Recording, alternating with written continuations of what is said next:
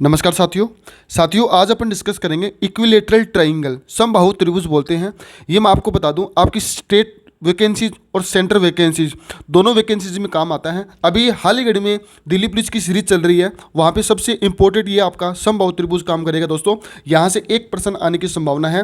Video पूरा देखना और पूरे प्रॉपर नोट्स बनाना ताकि अपना ये क्वेश्चन गलत ना हो साथियों। इसी तरीके से मैं आपको छोटे छोटे क्यूब, क्यूबॉइड, घन, घनाभ या फिर बेलन के बारे में मैं डिस्कस करता रहूँगा साथियों। तो शुरू करते हैं अपन, ज़्यादा टाइम खराब ना करते हुए। हर रोज़ अपना 10 मिनट का 12 मिनट का वीडियो आता रहेगा और अपना प्रॉपर नोट्स बना लेना दोस्तों ताकि अपना क्वेश्चन गलत ना हो साथियों। देखिए दोस्तों, अपन सभी हेडिंग डालते हैं समबाहु त्रिभुज की। किसकी हेडिंग डालेंगे? समबाहु त्रिभुज की। मैंने आकृति आपके सामने बना रखी है समबाहु त्रिभुज की। ये आकृति समबाहु त्रिभुज की होती है साथियों। इसको अपन डिटेल से देखते हैं। सबसे पहले देखिए साथियों, मैं आपको बताता हूँ ये अपनी आकृति किस चीज़ की होती है। समबाहु त्रिभुज की होती है दोस्तों। ये अपनी समबाहु त्रिभुज की आकृति होती है। इसके तीनों साइड्स, ये साइड्स और ये साइड्स, इसकी तीनों साइड, इसको ए बोलते हैं और इसको बी बोलते हैं और इसको सी बोलते हैं। अगर ए बी बराबर बी सी बराबर सी ए, जैसे मैं आपको बोलूं ये मेरी ए बी है दोस्तों, ध्यान से समझना पूरे वीडियो को। ये ए बी है और ये बी सी है और ये सी ए है। इसका मतलब तीनों साइड्स आपस में बराबर होती है। ये तीनों साइड्स आपस में क्या होती है साथियों? बराबर होती है। इसका मतलब ए बी और बी सी और सी ए, ये तीनों बराबर होती है और तीनों साइड्स बराबर होती है। तो इसका मतलब तीनों एंगल भी मेरे बराबर होंगे। क्या होंगे? तीनों एंगल। एंगल को क्या बोलते हैं? कोण बोलते हैं। एंगल को कोण बोलते हैं। तीनों कोण भी मेरे क्या होंगे? बराबर होंगे। अब देखिए दोस्तों, अगर ए बी, मान लेते हैं ए बी, बी सी और सी ए बराबर है तीनों के तीनों, तो अगर मैं आपको बोलूँ, देखो दोस्तों एक छोटी सी बात बताता हूँ मैं आपको। इस साइन का मतलब होता है ट्राइंगल। इस साइन का मतलब क्या होगा? ट्राइंगल। सुनते जाना ध्यान से, जिसको अपन त्रिभुज का संकेत बोलते हैं। इसको बोलते हैं अपन एंगल, जिसको अपन कोण का संकेत बोलते हैं। और इसका संकेत होता है वर्ग का। इन बातों को आपको खास तौर से ध्यान रखना है। इसको संकेत होता है आयत का। ये लीजिए साथियों, मैंने अभी आपके सामने 4 बातें लिखी हैं इस तरीके से। और अब देखिए दोस्तों, ये अगर तीनों साइड्स बराबर हैं, ये वाली साइड और ये वाली साइड और ये वाली साइड, अगर तीनों साइड्स बराबर हैं, इसका मतलब ये हो चुका है कि इनके कोण बराबर होंगे। ये अगर x डिग्री है तो ये भी मेरा x डिग्री होगा और ये भी मेरा कितना होगा? x degree. अगर तीनों कोण बराबर हैं तो तीनों साइड्स भी मेरी बराबर होगी साथियों। ठीक है दोस्तों, अब देखिए आगे, अगर तीनों साइड्स बराबर है तो तीनों कोण बराबर होंगे, तो वो कौन सी त्रिभुज होगा? वो अपना होगा समबाहु त्रिभुज। यहाँ पे देखना दोस्तों, मैंने हेडिंग लगाई है समबाहु त्रिभुज की। कौन सा त्रिभुज डिस्कस करें अपन? समबाहु त्रिभुज। समबाहु त्रिभुज में क्या होता है? तीनों भुजाएं बराबर होती है। क्या होता है साथियों?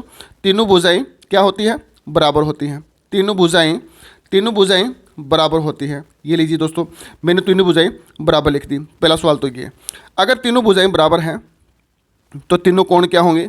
तीनों कोण भी क्या होंगे दोस्तों? तीनों कोण भी मेरे बराबर होंगे। इस बात को भी आपको खास तौर से ध्यान रखना है दोस्तों। अगर तीनों भुजाएं बराबर है तो तीनों कोण भी क्या होंगे? बराबर होंगे। अब एक विशेष बात बताता हूं मैं। देखिए दोस्तों, नोट लगा के लिख लेना। एक विशेष बात कि त्रिभुज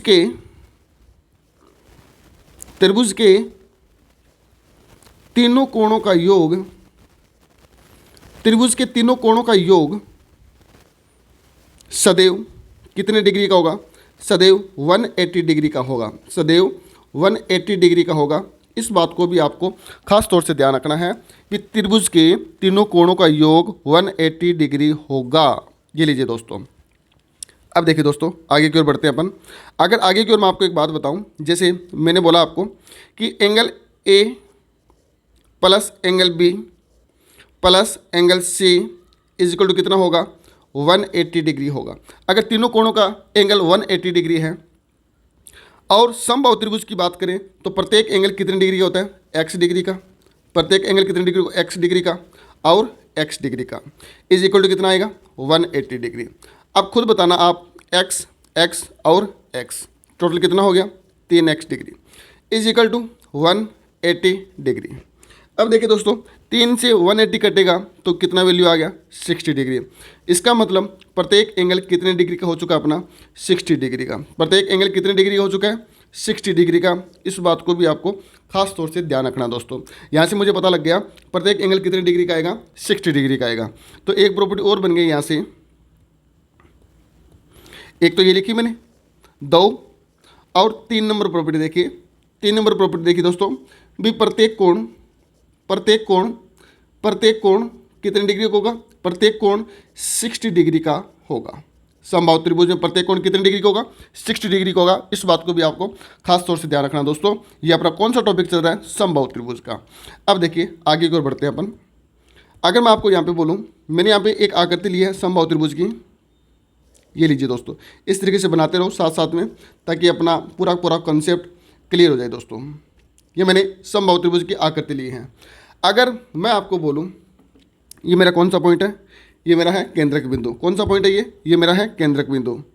अगर ये मेरा केंद्रक बिंदु है, देखिए दोस्तों ध्यान से, ये कौन सा बिंदु है? केंद्रक बिंदु। केंद्रक बोल दो, या फिर केंद्र बोल दो, या फिर सेंट्रोइड बोल दो। केंद्रक बिंदु है ये मेरा, ये लीजिए दोस्तों। अब देखिए दोस्तों, अगर मैं आपको बोलूं कि इसके अंदर मैंने एक वृत्त की आकृति बनाई है, किसकी आकृति बनाई है? ये लीजिए दोस्तों, एक मैंने वृत्त की आकृति बना दी। और दूसरी बात और देखिए दोस्तों, और मैंने बाहर वृत्त की आकृति बनाई इस प्रकार से। देखते जाना दोस्तों, बहुत ही खूबसूरत यहाँ से कंसेप्ट निकलेंगे अपने। ये थोड़ा सा पेचीदा बन गया, इसको वापस बनाते हैं।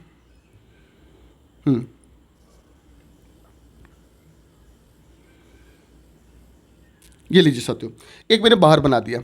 एक वृत्त तो अंदर है और एक वृत्त बाहर है। इसको थोड़ा सा ऐसे रखना पड़ेगा अपने को, क्योंकि त्रिभुज की साइड एकदम सही नहीं है यहाँ पे। ये मेरा बाहर की ओर वृत्त है। अब देखना दोस्तों, यहाँ से सवाल कैसे बनेंगे। अगर मैं समबाहु त्रिभुज के अंतःवृत्त की बात करूं, तो ये मेरा केंद्रक है, तो अंतःवृत्त का ये क्या बन जाएगा? मेरा अंतःकेंद्र बन जाएगा। क्या बन जाएगा दोस्तों? ये मेरा अंतःकेंद्र बन जाएगा। क्या बनेगा? अंतःकेंद्र बनेगा। ये अंतःवृत्त की बात है।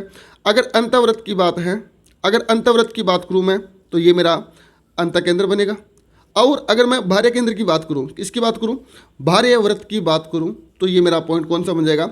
बाह्य केंद्र बन जाएगा। ये कौन सा पॉइंट बन जाएगा? बाह्य केंद्र बन जाएगा। कौन सा पॉइंट बन जाएगा? बाह्य केंद्र बन जाएगा। क्लियर दोस्तों यहाँ तक? अगर मैं इनके बीच में लंब डालूं, इस तरीके से लंब द्विविभाजक करूं, इसकी तरीके से लंब द्विविभाजक करूं, तो ये मेरा कौन सा पॉइंट बनेगा? लंब केंद्र बनेगा। कौन सा पॉइंट बनेगा साथियों?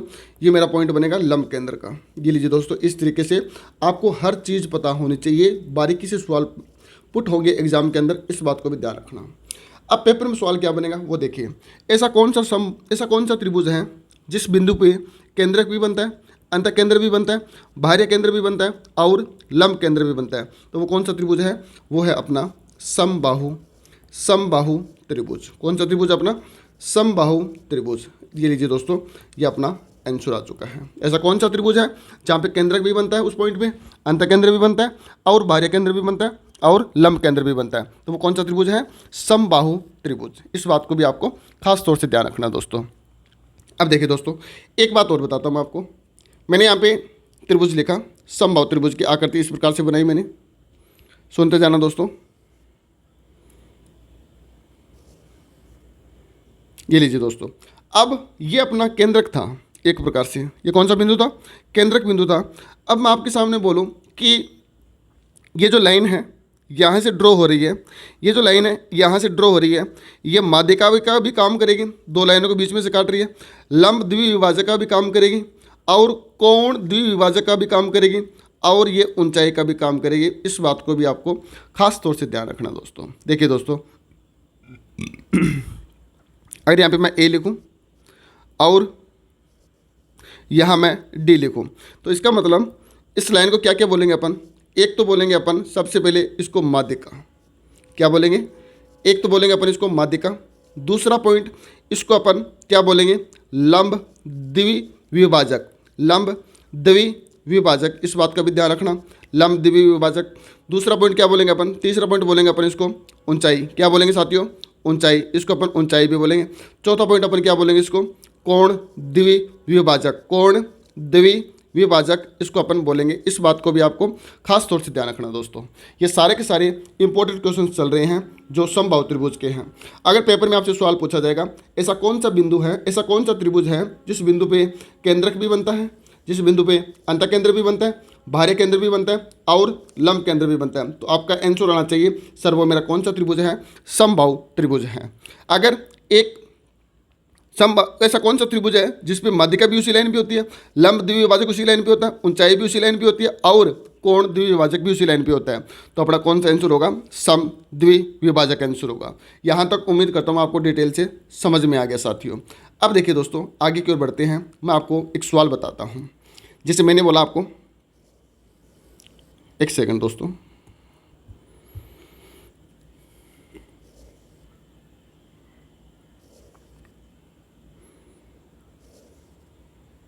हाँ जी, ये मैंने आपके सामने समबाहु त्रिभुज की आकृति बनाई है और साथ में मैं आपके सामने अंतःवृत्त की भी आकृति भी बना दी और एक मैं त्रिभुज आपके सामने भार्यवृत्त का भी बना दिया। इस तरीके से मैंने आकृति बनाई है। ये लीजिए दोस्तों।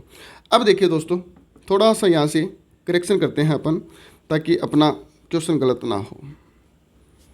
इस तरीके से कोई दिक्कत नहीं है, आप समझ गए होंगे ना। ये आकृति इस तरीके से बनेगी, ये आकृति इस तरीके से बनेगी। ये अपना एक प्रकार से समबाहु त्रिभुज है। देखिए दोस्तों, यहाँ पे समझने का पर्पज़ अपना क्वेश्चन ऐसे नहीं है कि अपने को डायरेक्ट डायग्राम बनाना है। अब देखिए दोस्तों, ये मेरा केंद्रक बिंदु है। अंतःवृत्त की ये मेरी क्या कहलाएगी? त्रिज्या। अंतःवृत्त की ये क्या कहलाएगी? त्रिज्या। और भार्यवृत्त की ये क्या कहलाएगी? बड़ी त्रिज्या, जिसको आर से डिनोट करेंगे। किससे डिनोट करेंगे? आर से।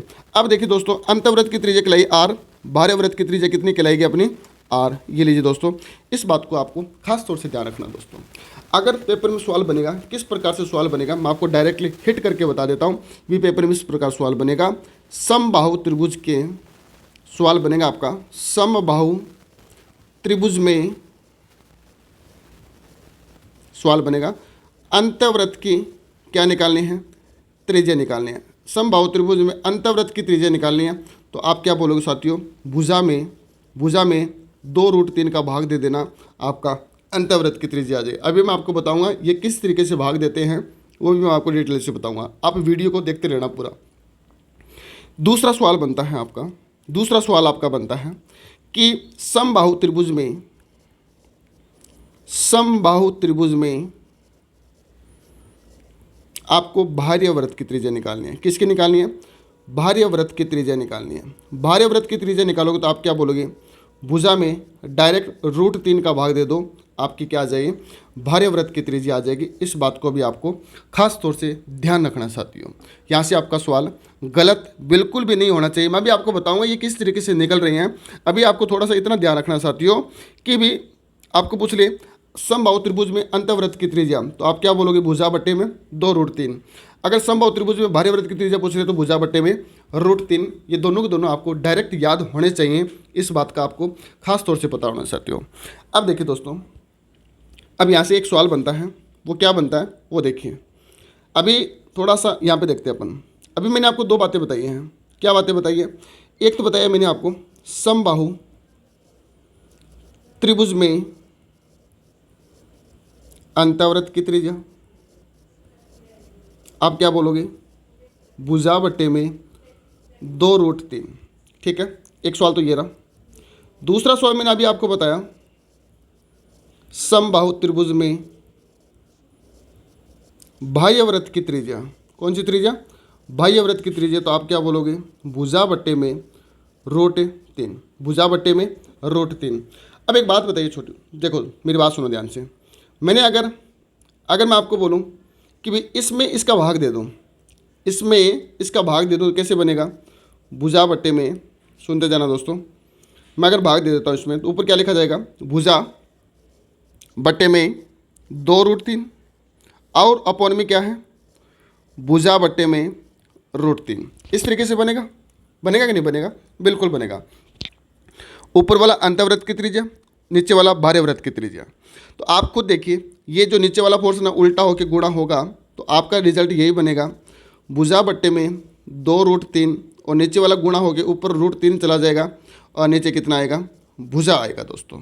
आप बताइए, भुजा से भुजा कट गया, बिल्कुल श्योर कट गया। ऊपर √3 से √3 कट गया, ये भी कट गया। तो बचा क्या? ऊपर कितना बचेगा? 1 और नीचे कितना बचेगा? 2। इसका मतलब अंतःवृत्त की त्रिज्या और बाह्यवृत्त की त्रिज्या का अनुपात कितना बन गया? 1/2 बन गया। विशेष नोट बात बना के लिखना दोस्तों, अंतःवृत्त की समबाहु त्रिभुज की बात चल रही है।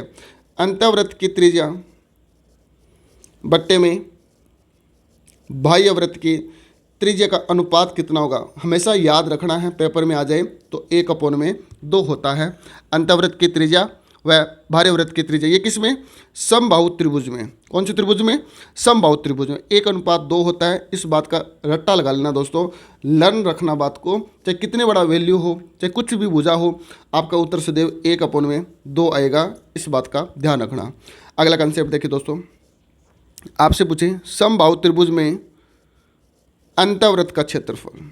किसका पूछे, अंतःवृत्त का क्षेत्रफल अपॉन में समबाहु त्रिभुज में बाह्य वृत्त का क्षेत्रफल। किसका क्षेत्रफल, बाह्य वृत्त का क्षेत्रफल। सदैव ध्यान रखना 1/4 आएगा। कितना आएगा, 1/4 आएगा, क्योंकि पाई से पाई कट जाएगा और आर के मान कितने बचेंगे उसके हिसाब से आप देख सकते हो। जैसे मैं यहाँ पे बोलूँ कि 1/4 कैसे आया, आप खुद देखिए, आर कितना 1, तो आप क्या बोलोगे, आर 1 है, तो आप क्या बोलोगे, पाई 1 गुणा 1। आर कितने 2, तो पाई 2 गुणा 2, तो पाई से पाई कट गया, ऊपर 1 बचा, अपॉन में कितना बचा, 4 बचा। इसी के कारण ये 1/4 अनुपात बनता है समबाहु त्रिभुज में अंतःवृत्त का क्षेत्रफल और समबाहु त्रिभुज में बाह्य वृत्त का क्षेत्रफल। ठीक है साथियों, अब देखिए साथियों, आगे की ओर बढ़ते हैं अपन। अब मैं आपको एक बात बताता हूँ डिटेल से, आपको देखना, इस बात को नोट करना दोस्तों। जैसे मैंने यहाँ पे एक समबाहु त्रिभुज बनाया, क्या बनाया साथियों, समबाहु त्रिभुज बनाया।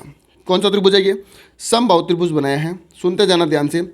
आपको पता है कि इसके प्रत्येक कोण क्या होते हैं, इक्वल होते हैं। प्रत्येक कोण इक्वल होते हैं कि नहीं होते, बिल्कुल होते हैं सर। आपको देखिए ये कितने डिग्री का कोण है, 60 डिग्री का। ये कितने डिग्री का कोण है, 60 डिग्री का। और ये कोण कितने डिग्री का है, 60 डिग्री का। अब देखिए दोस्तों, अगर मैं यहाँ पे एक लंब द्विभाजक डालूँ या हाइट डालूँ, कुछ भी मान लो इस चीज़ को, ये ए है और ये बी है और ये सी है और ये डी है। अगर मैंने लंब द्विभाजक डाला है तो इसका मतलब ये कोण कितने डिग्री का आएगा, ये कोण आएगा दोस्तों 90 डिग्री का। कितने डिग्री का आएगा, 90 डिग्री का। अब यहाँ पे देखिए अपना समकोण त्रिभुज बाहर निकलेगा, त्रिभुज ए डी सी। ये त्रिभुज मैंने बाहर निकाल लिया, ए डी सी। साथियों अब देखिए आगे, एक समकोण त्रिभुज में 90 डिग्री का जहाँ पे कोण होता है वहाँ पे पाइथागोरस थ्योरम लगती है, जिसके अंदर हाइपोटेन्यूस होती है, बेस होता है और अपना एल्टीट्यूड या लंब होता है। देखिए दोस्तों, यहाँ पे ये मैंने त्रिभुज बनाया इस तरीके से। ये अगर सभी भुजाएं, पहली बात तो एक बात ध्यान रखना, सभी भुजाएं मैं कितनी मान रहा हूँ, ए मान रहा हूँ, तो ये भी ए होगा और ये भी मेरा ए होगा। अगर ये पूरी भुजा ए है तो ये भुजा कितनी होगी, a/2, और ये भुजा कितनी होगी, a/2। अब देखिए दोस्तों, अगर ये भुजा ए है और ये a/2 है और ये अपने को क्या निकालनी है, इसको अपने को निकालना है, जिसको मैंने क्या बोल दिया, x का मान बोल दिया। आपको पता है कि 90 डिग्री के सामने वाली भुजा को क्या बोलते हैं अपन, इसको क्या बोलेंगे अपन, कर्ण बोलेंगे। इसको क्या बोलेंगे, कर्ण बोलेंगे। और आपको ये भी पता है हाइपोटेनियस या फिर पाइथागोरस थ्योरम में, अगर अपन बोलेंगे पाइथागोरस थ्योरम में अगर वैल्यू को सॉल्व करेंगे तो आप बताओ कर्ण के स्क्वायर के बराबर लंब का वर्ग प्लस में आधार का वर्ग होगा। इस बात को भी आपको खास तौर से ध्यान रखना साथियों। अब देखिए दोस्तों, मैं आपको बोलूँ कर्ण कितना है, ए का वर्ग। कर्ण कितना है, ए का वर्ग। और लंब मेरे को दे नहीं रखा, तो लंब मैंने कितना मान रखा है, एक्स का स्क्वायर। या फिर एक काम करो ना, आप एक्स मत मानो, आप इसको एल ही मानो। ये लीजिए एल, एल का मैंने एल लिख दिया, लंब का वर्ग प्लस में आधार का वर्ग कितना है, a/2 का वर्ग। इस तरीके से लिख दिया। ठीक है दोस्तों, अब देखिए ए का वर्ग बराबर लंब का वर्ग प्लस ए का वर्ग अपॉन में 4। अगर लंब का वर्ग निकालना है इसको यहीं छोड़ दो और ये कितना आ जाएगा, इधर आएगा, तो माइनस का ए का स्क्वायर अपॉन में 4 बराबर लंब का स्क्वायर। अब देखिए दोस्तों, इसको 4 से गुणा करवाओगे तो ये कितना बन गया, 4 ए का स्क्वायर माइनस ए का स्क्वायर अपॉन में 4 बराबर लंब का स्क्वायर। अब देखिए दोस्तों, आप खुद बताना, 4 ए के स्क्वायर में से ए का स्क्वायर गया, कितना बचेगा, 3 ए का स्क्वायर अपॉन में 4 बराबर में लंब का वर्ग। अब देखिए दोस्तों, ये जो वर्ग है ये इधर जाएगा तो अंडर लेके आएगा, तो 3 ए का स्क्वायर अपॉन में 4 अंडर लगेगा बराबर कितना रहेगा, लंब। अब देखिए 3 के अंडर टूटेगा नहीं, तो अंडर का 3 सीधा का सीधा रह गया, गुणा में ए, क्योंकि ए का वर्ग है बाहर निकलेगा तो सीधा ए, अपॉन में 4 का वर्गमूल कितना होता है, 2। इसका मतलब एल, एल का मतलब क्या होता है, ऊंचाई, लंबाई, कोण द्विभाजक, इसका मतलब ऊंचाई होती है। तो ऊंचाई कितनी आ गई अपने पास में, ऊंचाई आ चुकी है 3/2 गुणा भुजा, ए का मान भुजा माना गया था, तो अपने को ये मान डायरेक्ट याद रखना है। इतनी सारी बातें मैंने आपको समझाई हैं इस मान को निकालने के लिए। अब देखिए दोस्तों, अब देखना, मेरी बात को ध्यान से सुनना। यहाँ से एक बात बाहर निकल के आई है। अगर आपसे पूछे समबाहु